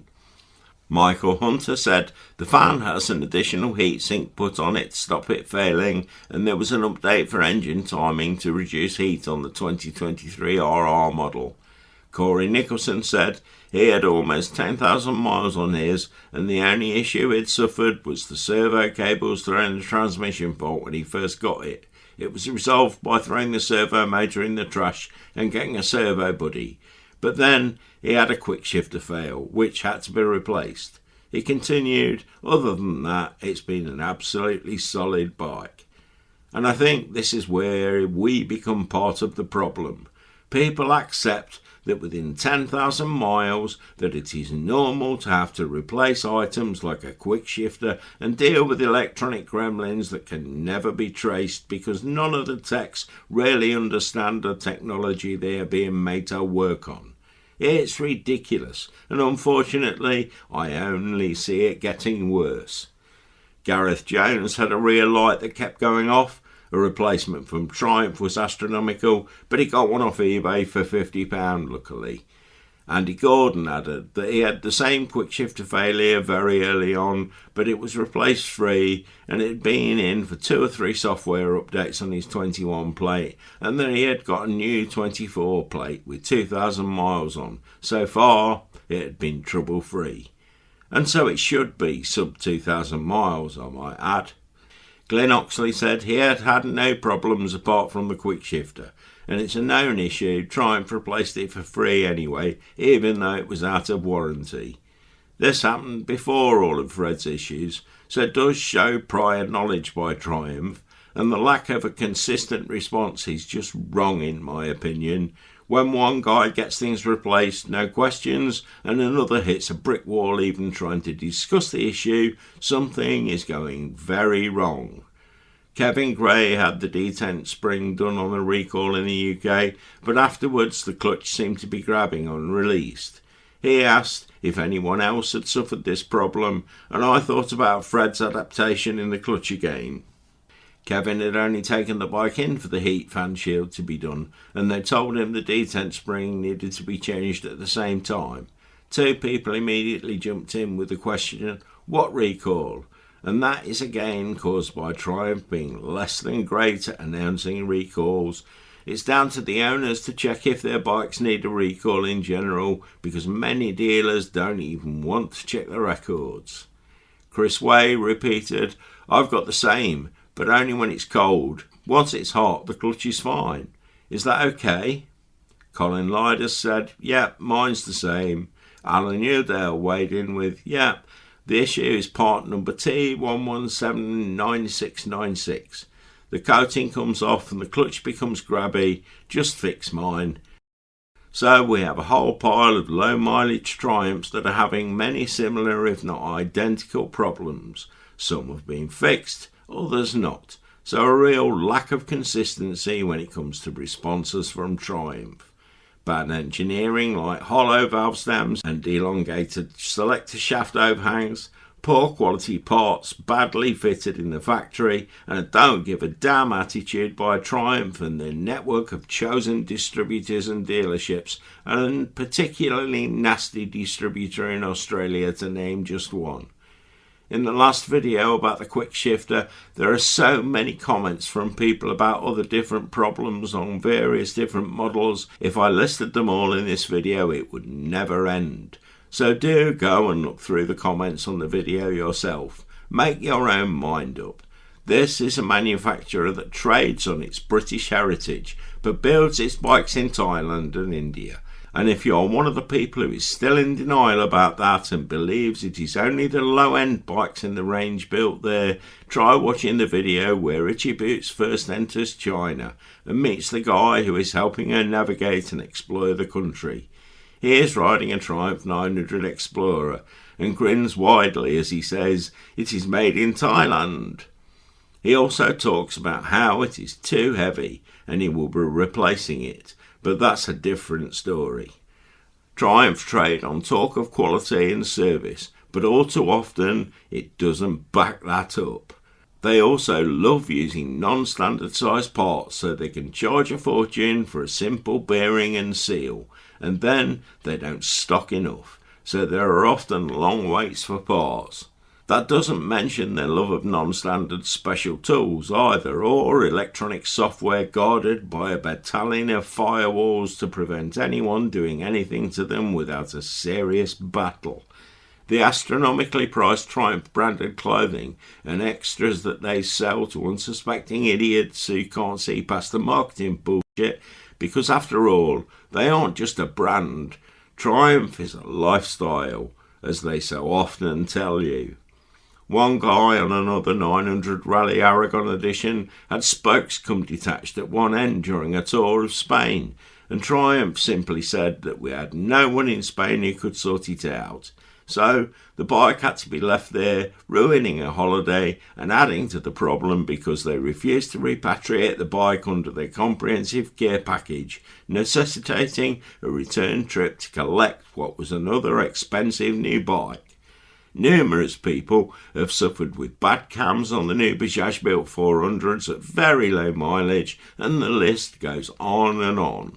These are not isolated incidents. This is a systemic problem, and for once we can't blame venture capitalists in a publicly traded company, because John Bloor is still the 100% owner of Triumph, and shares aren't publicly traded, at least for now. But something is going very wrong.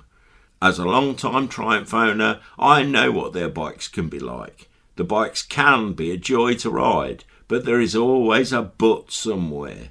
And often that but means a long wait looking at a useless piece of metal wishing it was a running bike again. I do think we as riders are in some ways part of the problem too. Many people do low average yearly mileage, and so a lot of bikes are out of warranty before major servicing is done, and before any major work needs doing, or big problems are discovered. The number crunchers work out how many failures are considered acceptable, and the companies rely on the bikes being sold on before problems come up. So it becomes harder to place the blame squarely on the shoulders of the manufacturer. And yes, I said companies, because this isn't simply a Triumph problem. It is becoming an industry-wide issue. We as riders accept failures too easily. Why is it considered okay that the Triumph quickshifter is just badly built, and that the selector shaft is so feeble it needs an aftermarket support just so that the quickshifter doesn't snap the shaft off? Companies extending service intervals to stupid levels so they can shout about it in the marketing literature is an issue too, and people believing 15,000 kilometre gaps on oil changes is okay just shows how ignorant they are. Leaving any bike engine 15,000 miles between oil changes is sheer stupidity in my opinion. So, in the title I ask, what the freaking hell is going on at Triumph? And from all these tales, I can only imagine what conversations are happening in the corridors of power there. One thing I can say, and will, is that they have a marketing department that I despise, and a catalogue of products and a level of service that not only falls a long way short of what they say, but shows a complete disregard for the riders who pay their wages and bonuses every year. Remember, more doesn't always equal better, whether that is different models, branded clothing or extras. You can draw your own conclusions on this one, but I, for one, can never see myself dealing with them again now. This has taken months of digging around. I tried so many times to get Triumph to comment, I simply gave up in the end. Triumph UK just passed me over to Triumph Australia, and PSI, the importers there, were just impossible to deal with. They have an atrocious attitude, and did have from my very first contact with them. Hence why I have no shame in naming them, or Team Moto Virginia, or Oliver's Triumph. Both of these dealers and Peter Stevens importers showed a disregard for customer service and a level of ignorance and incompetence that is hard to fathom. When Triumph allow this to happen in any country, they only have themselves to blame when customers just walk away. And I'm sorry if this has offended you in your pride and joy. Believe me, I wish these issues were less common and I could still wax lyrical about the build quality and performance of Triumph motorcycles. But this is the real story and it needs to be said. Does it mean every Triumph will suffer the same fate? No, of course not. But just as LCHC engine owners, Triumph owners should be aware of the risks involved in any purchase. These faults are just too common. Top shelf shower forks should not cause these problems, and quick shifters should not limit the life of your selector shaft, any more than dealers shouldn't shear a wire when they are putting your bike back together, and that's not even going into the use of hollow stem valves on a non-reusable bolts. If you're going to use hollow stem valves, at least do it on both sides of the engine, so it can rev faster. And be honest about how often they will need replacing. Personally, I would say poor quality control, poor metallurgy, and basic design flaws all play a part here, and in this case, and others, the backup from both Triumph and the dealers was on a whole new level of bad as far as I'm concerned. So, there you have it. This is what you are buying into if you buy any new Triumph. Even a new top-of-the-range bike. So be prepared. Yes, they can ride great. But that is only part of the story. I know there will be some challenging comments on this one, and I will, as always, try to reply to them all, but be patient, it can take time. And remember to be courteous. I have thick skin, but YouTube doesn't even let many comments through if they consider them less than courteous, and if you can't be civil, it's usually better just to keep your mouth shut. I do look forward to reading about your experiences, both good and bad, and I will reply as soon as I can. Thanks for watching, especially if you got right to the end. I know this was an epic, and I appreciate that it isn't the nicest video to watch from an entertainment perspective. But we do need to get problems like this out into the public eye, or they will keep getting worse. If you appreciate what I do and want to help me stay truly independent, go and visit the website for the best biker t-shirts you can find. There are hundreds of original designs on premium quality t-shirts, mugs, neck gaiters and more, all available worldwide. Links to the main website and the Redbubble shop are in the description. Join us on the Ko-fi link in the description. You can buy me a coffee or become one of the full-time members. And don't forget Rumble. There is some great content on there that I just can't share on YouTube. Have a great weekend, and always remember, keep your spanners close and your keys even closer. Ride free, everyone!